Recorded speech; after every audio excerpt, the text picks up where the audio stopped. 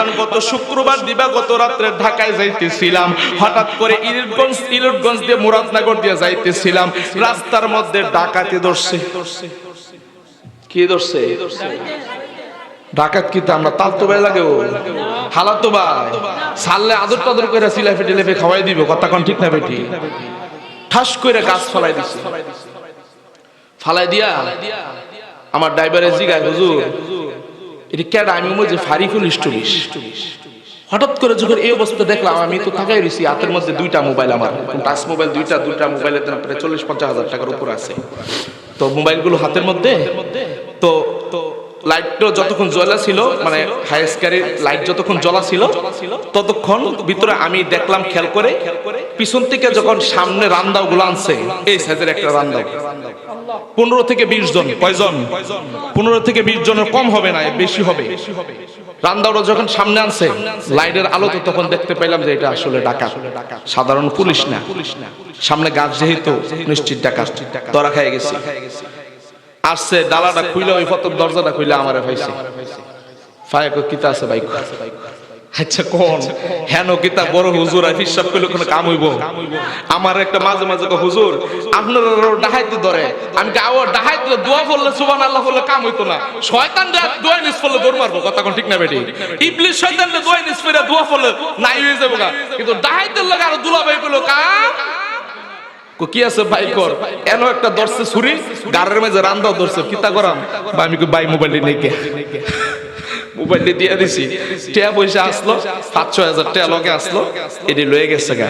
এরপর আমি চিন্তা করলাম, এই ডাকাত গুলোর খেয়াল করলাম, চেহারার দিকে চোখটি দেখলাম, চোখগুলো বাঁধা, আর এদিক দিয়ে একটু দাঁড়িয়ে দাঁড়িয়ে দেখা যায়। বুঝতে পারলাম এটা কোনো হিন্দুর লোকের কাজ নয়, এটা হলো মুসলমানের কাজ। কথা বলেন ঠিক কিনা? এরা কেমন মুসলমান, যেই মুসলমান হয়ে মুসলমানের কষ্ট দেয়, কথা বলেন ঠিক কিনা? এই কারণে আমি হাদিস পড়েছি, মান সালিমাল মুসলিমুনা মিন লিসানিহি ওয়া ইয়াদি, যে মুসলমানের হাত দ্বারা জবান দ্বারা অপর মুসলমানকে কষ্ট দেয়, সে কখনো মুসলমান হতে পারে না। তুই হাত তুলে বলেন ঠিক কি না?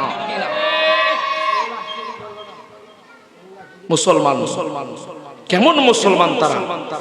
আমি হুজুর মানুষ, আমার মধ্যে ছাড়ছে না। আমি কইছি, আমার মনটা চাইছে, কই যাস? আমি এয়ারপোর্ট যাইতাছি। আবার কইতাম মনটা চাইছিল যে ওহন দর্শক কিন্তু আউনের সময় ধরতি তো কিছু ফাইল হইলে, কথা কোন ঠিক না বেঠি? পরে ফটো কিতা আছে খেরা করছে, পরে এই মানি ব্যাগটা এটা লগে লইছি, এইটা এই মানি ব্যাগটা, হ্যাঁ পরে খুল। আমি ভাই টিয়াটো বেশি নাই, মানি ব্যাগ যা আছে সব নিছেন গা, এটার মধ্যে কিছু মনে বাংতি টিয়াটো কিছু আছে। পরে দিয়ে 200 টাকা আছে, কত 200 টাকা আছে। পরে ভাই এই মানি ব্যাগটা সব দিন নিছুত গা, হাতে মতে সিবাতে বাইকের থাকে না, রাখা দে, এইটা দিয়ে গেছে, বুঝছেন নি? আর ভাই বড় বড় নোটটি আস্তে আস্তে নোটটি লয়ে গেছে গা। এরপর জাগার মাঝে বই হারা বাকটাক করে একজন টিপ দেয়, আরেকজন রান্দাউড়ি রাখ ক্যামেরার মধ্যে, হ্যাঁ কি করছে টিয়া গুন্ডালে আরেকটু কই আমার বাজার টিয়া নেই, তাড়াতাড়ি টিয়া দে আমার, কত বুঝছেন নি?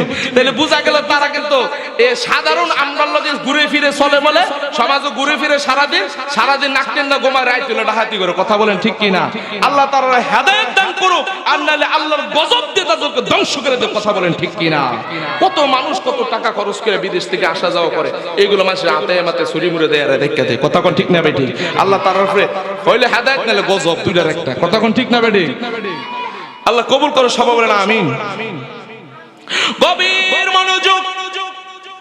এই কারণে বলে বন্ধু, ওই বিষয়টা আমার মাথা থেকে যাচ্ছে না, আর গলার মধ্যে তো ফানিও নাই, বয়ে অবস্থা টাইট। যার ড্রাইভারে হুজুর আমার ফা হই চলো না, কিতা গাড়ি চালায়, কথা বুঝছেন নি? তাহলে এমন বিপদ দেখলে হাতে নাতে ভাই চোখের সামনে দেখলে ভাল লাগেনি? কোন তো কষ্ট না, টেনশন না রাইতের বাজে একটা। যাই হোক, আল্লাহ আমাদেরকে আর বিপদ আপদ থেকে হেফাজত করো, সবাই বলেন আমিন।